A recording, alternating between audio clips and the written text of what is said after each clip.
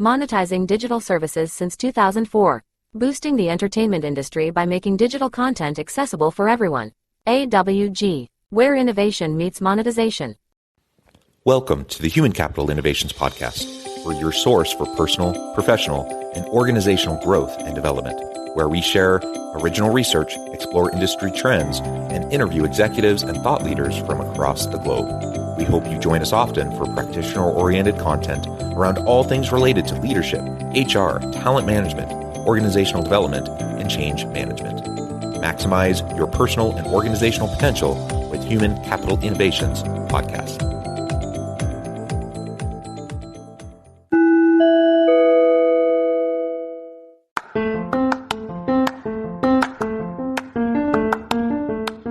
If you enjoy the Human Capital Innovations Podcast, enjoy ad-free listening by going to the Patreon page, and please consider contributing even at the producer or sponsorship level. And please leave a review. Thank you for your support.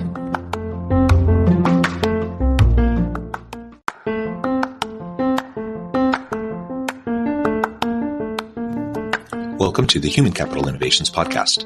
In this HCI Podcast episode, I talk with Kevin Kepple about impactful executive coaching.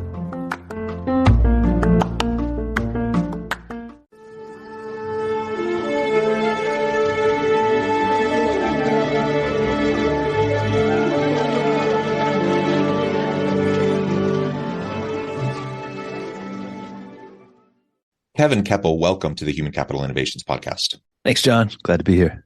Yeah, it's a pleasure to be with you. Where are you joining us from today? Dallas, Texas. Yeah, hopefully the weather is nice there. It's been snowing all week here. I'm south of Salt Lake City in Utah.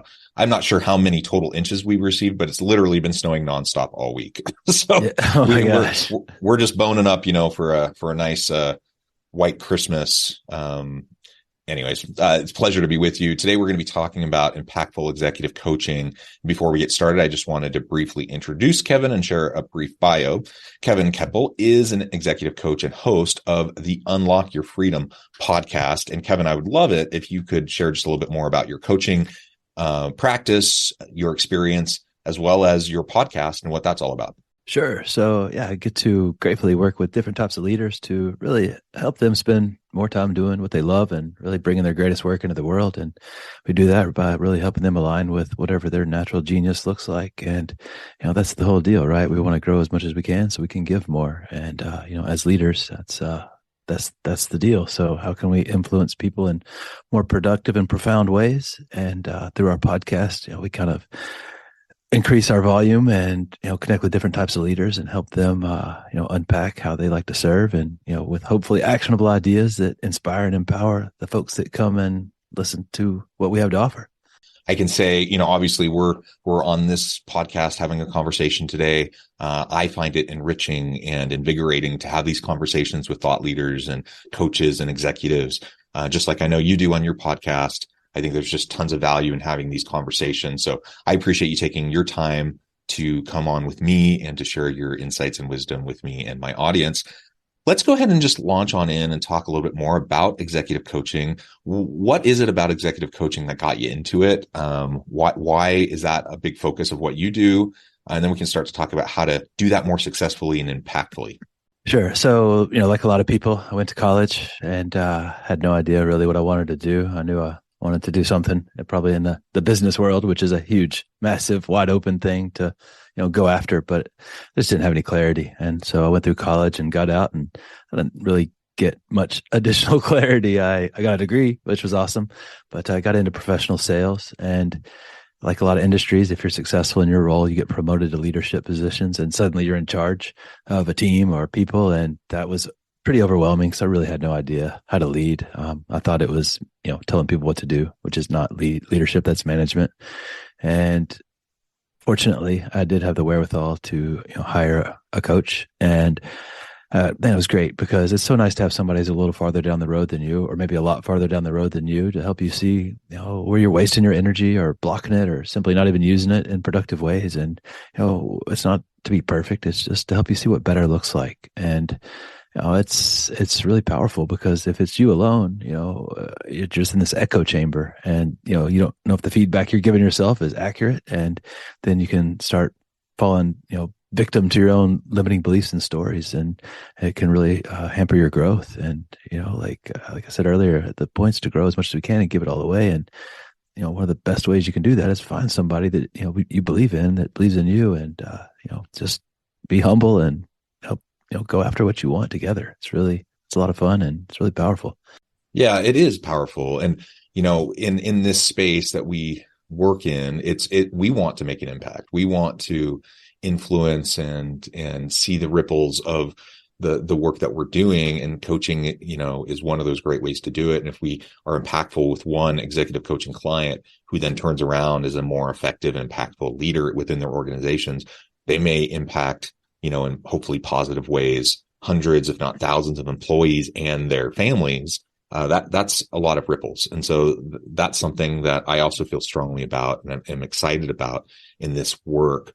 You also mentioned something that I think is really important, and that is the echo chamber idea. I think all human beings fall into that trap. We all have our own biases. We all have our own baggage and assumptions and mental models, the way we make sense of the world.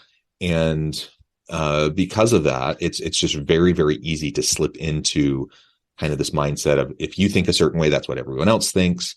If you've always done it a certain way, that's the way you should continue to do it. To have a perception of yourself that may be completely out of whack with how other people perceive you and those interactions that you have with them.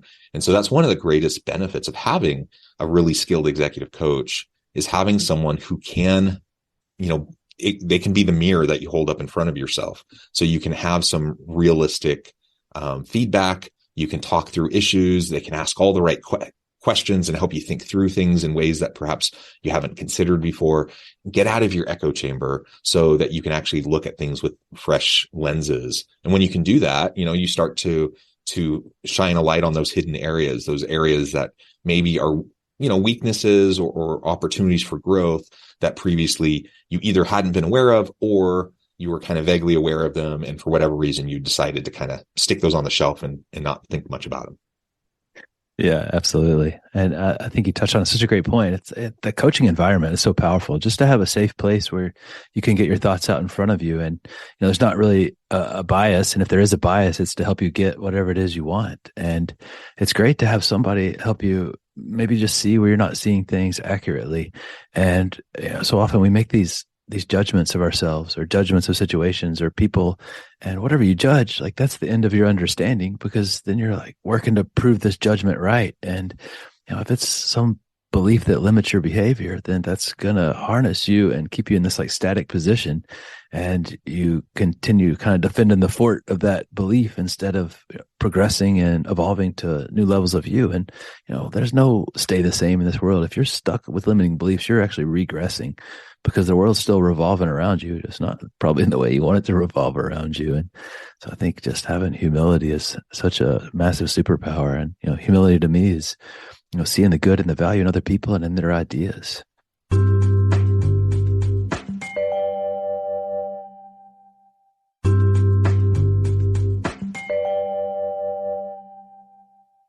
Yeah. And again, we all have those limiting beliefs. You and I have them.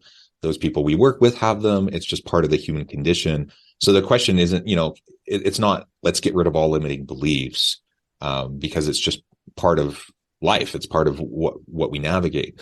But we can learn how to help in a healthy way, successfully cope with and overcome those limiting beliefs, and leverage, the naysayers, and kind of reframe and repackage any of those types of thoughts into motivation that can spur us on to do really cool, great things. Monetizing digital services since 2004.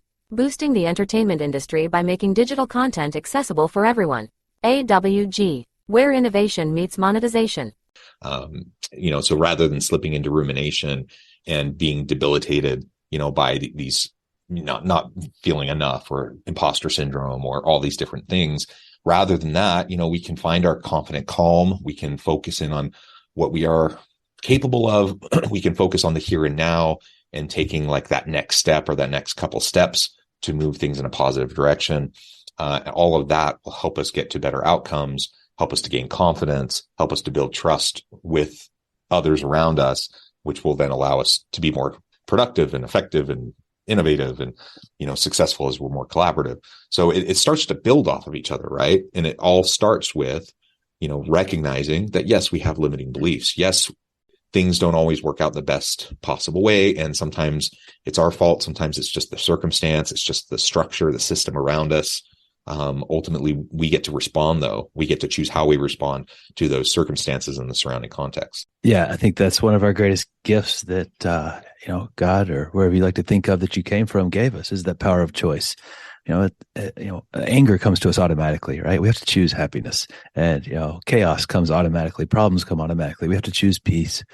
And it's okay. Like you said, we all have limiting beliefs, and it's important that we make new decisions about ourselves, new decisions about the world. And sometimes we just have to be okay not having all the answers. I think it took me about 3 decades to get to the place where I could say I don't know and mean it, because I was all ego from pretty much age 15 to 30. And I thought I had to know everything. And if I didn't, something was wrong with me, because, the imposter syndrome you mentioned, it's like everybody else seems to have this handbook to life. And I guess I just didn't get the instructions. And, then you fall into that comparison trap. And, Teddy Roosevelt said it so brilliantly: comparison is the thief of joy. Because if I compare myself to someone else, that's not a fair comparison, because we're different backgrounds, different people. And it's either we feel inferior or superior every time we compare. And that's a massive disconnect. And if you're not connecting with people, you're definitely not going to be able to co-create or co-elevate. And alone, you're a one-person band, and there's always going to be blind spots that everybody has. Nobody's good at everything.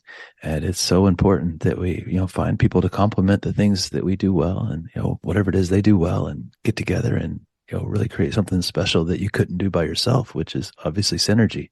Again, I think back to the people that I've worked with recently, inevitably imposter syndrome shows up over and over and over again. And I think most leaders, people who find themselves in managerial leadership and executive roles, they often find themselves thrust into those roles without a lot of preparation. Most leaders haven't been trained on how to be successful leaders. They were good at whatever they did. They had technical expertise in whatever functional area they were in. And then because they were good and effective in that job, they got promoted, and now they're in a leadership position. They don't really know how to lead teams or people, and they're just kind of figuring it out as they go. And so it's natural that you would have imposter syndrome in that situation. And then you would compare yourselves to other people around you. There's all this talk around executive presence. So you have people who are blustery and kind of this faux confidence and acting like they have it all figured out. And then you're like, well, I don't have it all figured out. What's wrong with me?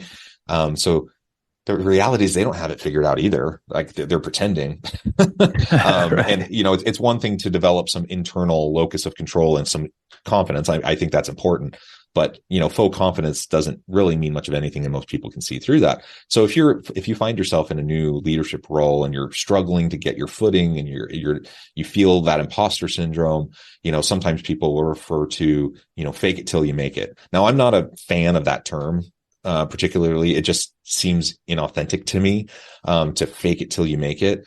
In its essence, it's the reality that we're all learning along the way. I tend to use the phraseology around, you're building the plane while you're flying it. So I'm not faking it till I make it. I'm not trying to pretend that I have it all figured out. I'm very upfront with my people, saying, you know what? I'm new to this. I'm getting to know you. I'm getting to know the processes, the systems. I'm getting to know this new role. Together, we're going to do something great, but we're going to have to figure it out together. We're building the plane while we're flying it. There's going to be, good forward movement, but there's going to be times where we're going to have setbacks. We're going to iterate. We're going to learn from mistakes. We're going to grow. That's in my mind, a very different framing. And it's one most people can get behind. Most people recognize that the leader doesn't have it all figured out, that they don't have all the answers. They appreciate them being straightforward with them, and they appreciate being included in the process of the growth of the team. And that's really authentic too. And that's a pretty important leadership trait, being authentic. It's like, hey, I don't have all the answers. And leadership is influence, according to John Maxwell, the godfather of leadership. And I agree with that. And I think that influence has kind of an equation that you have to work. And as a new leader, I know I try to work it backwards. I try to start with vision. I'm like, hey, here's where we're going. Let's go get it. And it was great as long as I was there telling people what to do. But as soon as I went away, the vision wasn't being manifested. And so it starts with trust. And when you're authentic, that's a great way to build trust. Because if I trust the leader, that means I feel safe. And if I feel safe, that means I'll go into the unknown. And that's the only place I'm going to create something new is in the unknown. And when I trust you, the leader, I also feel, connected to you. And when I feel connected to you and your vision, that's when we get to co-create and co-elevate. And I think it's really, coaching or leadership, it's really important that the focus is, transformation. Obviously, you're here and you want to go here. And, with coaching, there's lots of different types of coaches, right? There's people who do like tactic specific. It's kind of like level 1 coaching. It's like, hey, I want to maybe, this specific area I want to get better at. Maybe I just want to be better at communicating with people. Maybe be a better listener. It's like, okay, cool. Stop talking so much. Just ask good questions and actually listen. Or maybe it's, a whole specific area. It's kind of level 2. I want to be better, with relationships in a professional setting. And then level 3 is like what we're looking for. That's transformational coaching, which is like where you help people create, deep insights about themselves and about life so that they fundamentally shift the way they do things. And as a leader, you can really create transformational leadership. And it's so simple. It's, helping people understand where you want to go, but trusting them to use their unique gifts and abilities to get there. And, whatever plan they bring you, you can make it better, sure. But if you tell them, hey, do it this way, then what's the point in hiring brilliant people or talented people? And, Steve Jobs had that great quote when he was at Apple the second time. He's like, hey, we don't hire smart people so we can tell them what to do. We hire smart people so they can tell us what to do. And, the goal is to inspire and empower, right? Because if I inspire you, I stimulate you to action and motivate you, and then empower, give you the tools and the knowledge of what to do with that stimulation. And it's so simple, but it's not always easy. And that takes a different level of maturity and personal security, personal like centeredness, and to be able to acknowledge, that you're bringing the team around you to leverage their expertise. You are not the end all be all. You are not, as the leader, the expert. They are the experts that you're leveraging, right? And it's kind of the old model, the old school approach to leadership where you have, the boss, the manager, the executive who kind of pulls all the strings and kind of almost manipulates and uses carrots and sticks and levers to get people to do what they want them to do. That command control model, that more kind of top down, authoritative kind of a model to leadership just doesn't work in the modern world of work. There are particular circumstances where that kind of approach can be effective in the short term, but as a general approach in the knowledge economy, it's not an effective approach. And if you make it all about you as the leader and everything has to funnel through you because you're the expert, you're the one that knows, there's no possible way that you know everything. So if you try to do that, people are just going to see through it a mile away, and they're going to think you're an arrogant prick, and you're not going to get the best out of your team, and you're going to be a bottleneck and blah, blah, blah. If you can't acknowledge that you're hiring the best people, who probably are better than you in technical areas, if you can't do that, if you're not secure enough in yourself, and with your leadership style and approach to be able to do that, you're going to end up hiring subpar people, having a subpar team. Everything's going to funnel through you. Your team isn't going to perform well. You're going to look bad as a leader. So ironically, the best way to be successful as a leader and to look amazing and accomplish really great things with your team is to have some more intellectual humility, to lean into their potential and expertise and support them and develop them. And when you do that, then the sky's the limit in what you can achieve.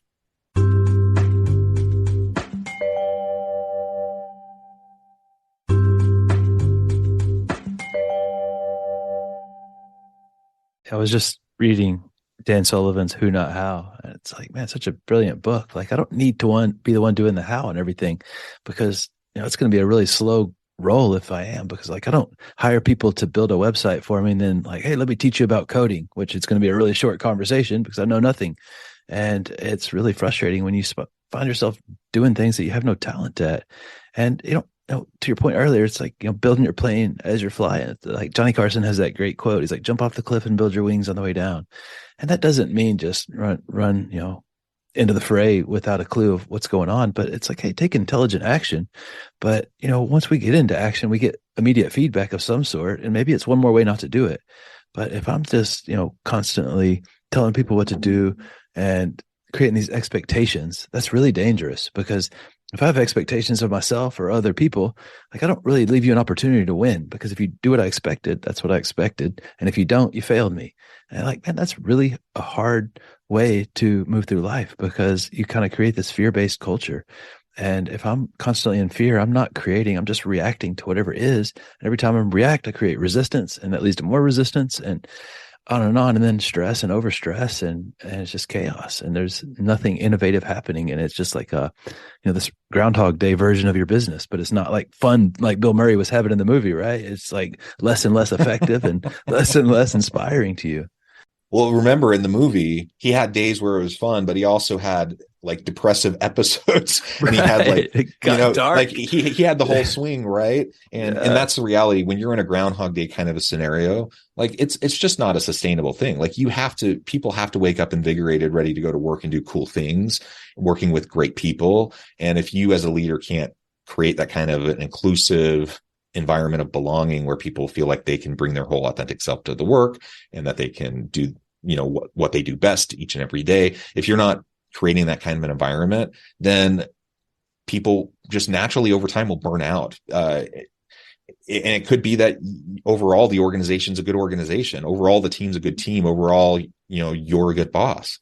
But if it becomes stagnant, that's the kiss of death. Not only will you no longer be innovating in a way to add value to the market to help you maintain your competitive advantage, to continue to exist as an organization, but people just won't be engaged. They won't be invested as much. They'll start to go through the psychological withdrawal or the quiet quitting. They'll start to be looking for other opportunities that will excite them. And so let's just focus on creating that within our teams. And, there are so many different ways you can get coached. So when we talk about executive coaching, like you mentioned, it includes a whole lot of things. Ultimately, one of the greatest benefits, I think, is for anyone listening, anyone who's in any sort of leadership capacity, to take some time to do some self-reflection, consider where your strengths lie, where some of your weaker areas are, maybe some of the gaps that might exist in how you approach and deal with your team and in your interactions with other people and how you perform your job. And then reach out and have some initial conversations with some coaches. I'm of the belief that pretty much everyone could benefit from having a good executive coach, just like most people can benefit from having a good therapist. Most people will benefit, just having those external people that you can run things by, you can get input back from. Like that is just super, super valuable in the super messy, complex world that we live in. So if we want to continue to put our best foot forward, to lead effective teams where we help our people to put their best foot forward, then I think coaching is a really great way to go about gaining that self-awareness that you talked about earlier. Yeah, absolutely. I mean, that's what, the power of coaching is. It's somebody who tells you not what you want to hear, but what you need to hear to get where you want to go. And, if you're a professional, look at any professional athlete, they have a coach. If you were watching, an NFL football game, there was no coaches on the sideline, that would be wild. Or, if Roger Federer didn't have a coach, that would be odd. Right. And if you want to be a high level professional, you got to treat yourself like a professional. And it's like so simple. If I want to be above average, I got to do things that are above average. And, average players don't have coaches because, they're okay with the status quo.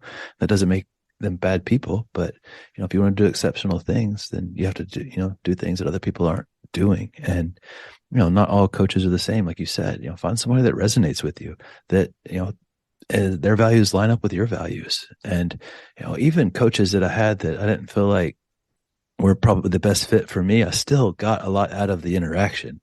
Because the universe rewards effort in that way, I feel. And find somebody that resonates with you and have a call with them, or just read some of their content, watch their videos, and connect with them, and just go into it with a very open mind and open heart. See where it can go. Yeah, I love it.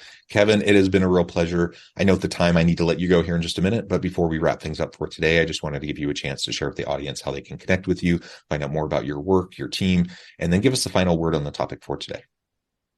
Sure. I'm on pretty much any social media. So Kevin Kepple, a lot of time on Instagram or LinkedIn. I've got a free masterclass that I offer a couple of times a month too. It's kevinkepple.us/ownyourgenius. So if you want to get around some like-minded people on like-minded journeys that are looking to go further faster, we'd love to see you join us there. And, a final word on leadership and coaching. I think one of the skills that's often overlooked is kindness. If you just are intentional about being kind more than you're being right, really good things are going to happen in all of your relationships and interactions. And that goes for, yourself too. Yeah. You got to love yourself first, or you don't have anything to share with other people. Yeah, well said. Kevin, it's been a real pleasure. I encourage my audience to reach out, get connected, find out more about what Kevin can do for you. And as always, I hope everyone can stay healthy and safe, that you can find meaning and purpose at work each and every day. And I hope you all have a great week. Do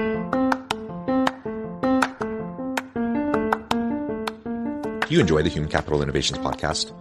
Enjoy ad-free listening by going to the Patreon page. And please consider contributing even at the producer or sponsorship level. And please leave a review. Thank you for your support.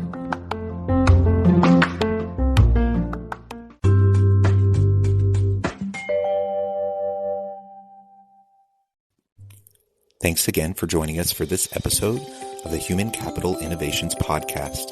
I hope you stay healthy and safe and that you have a great week.